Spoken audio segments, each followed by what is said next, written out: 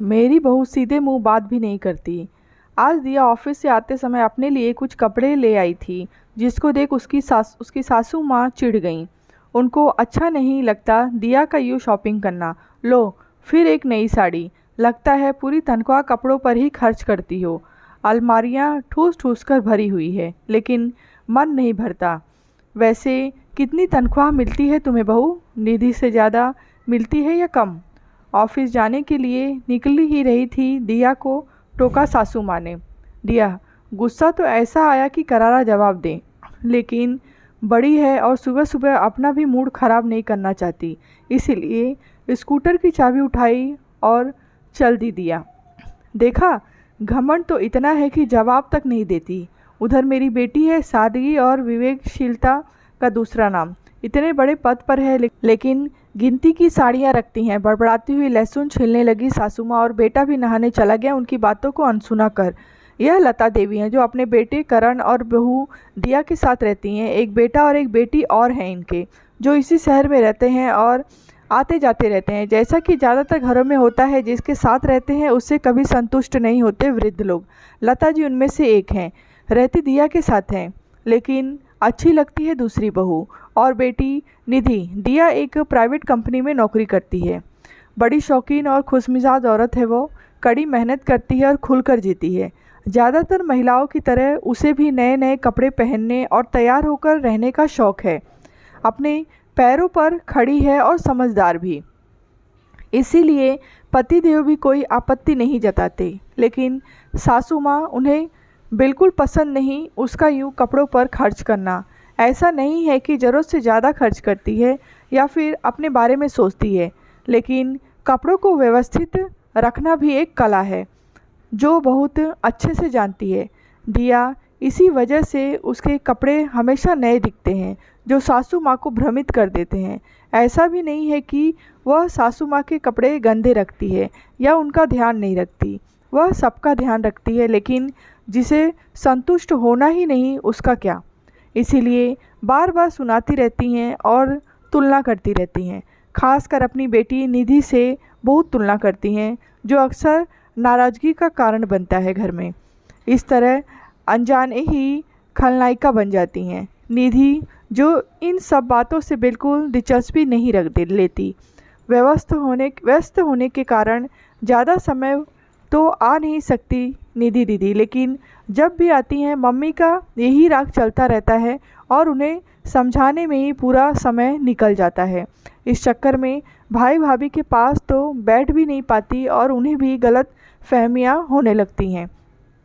आज फिर यहाँ से गुजर रही थी निधि तो माँ से मिलने आ गई, लेकिन गलत फहमियों की स्थिति में समझदार बेटियाँ भी नहीं चाहती कि भाई भाभी की अनुपस्थिति में मायके जाएं।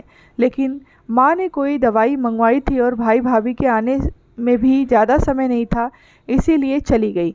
माँ भी खुश हो गई। मन की बात जो भी हो, बेटी से तो कहती ही माँ।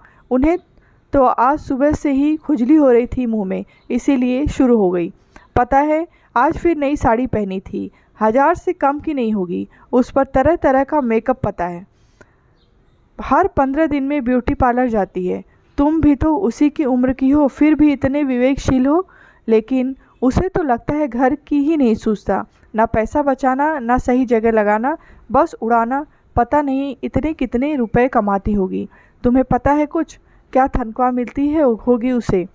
मेरी तो किसी बात का जवाब नहीं देती, नाराज़गी से बोलती जा रही थी मम्मी। फिर शुरू हो गई आप? कितनी बार बोला है कि यूँ तनख्वाह नहीं पूछते किसी की। इतना कमाती होगी तभी तो खर्च करती होगी। मुझसे और आपसे तो नहीं मांगती। फिर सबका अपना अपना शौक़ होता है मम्मी।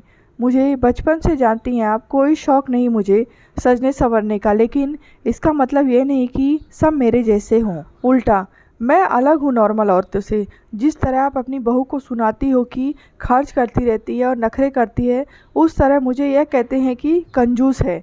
पर क्या करूँ, ना पसंद है ना आदत, इसीलिए बोलने देती हूँ। निधि ने जवाब दिया, अरे, शौक़ पूरे करने से कौन मना करता है, लेकिन बचत भी तो कोई चीज़ है।